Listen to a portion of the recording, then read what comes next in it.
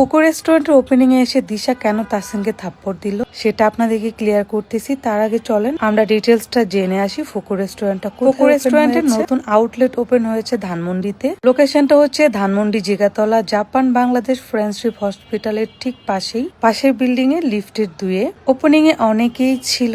খাবারের যদি বলেন যে ফোকো রেস্টুরেন্টের খাবার কেমন, আমি হচ্ছে 10-এ 10 দিব। দিশা আর সানজিদা তো খাবারের লোভ সামলাতেই পারছে না। আমি তাদেরকে খাবার এখান থেকে উঠিয়ে নিয়ে চলে গেলাম একটু ভিডিও করার জন্য। তো তোমরা তো খেতেই পারবা, চলো একটু ভিডিও মেক করি আমার সাথে।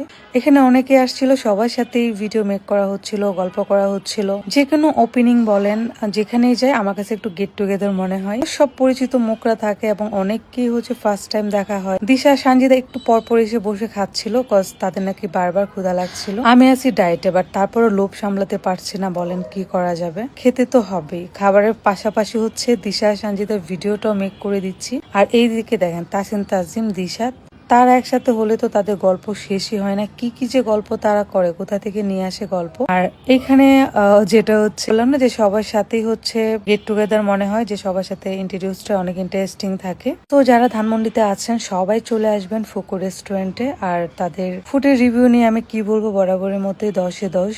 দিশার ড্রেসের কালারটা কিন্তু তাদের থিমের সাথে মিল ছিল। ফাইনালি বলেন তো উনি কে? আপনারা যারা চিনেন অবশ্যই কমেন্ট করে জানাবেন।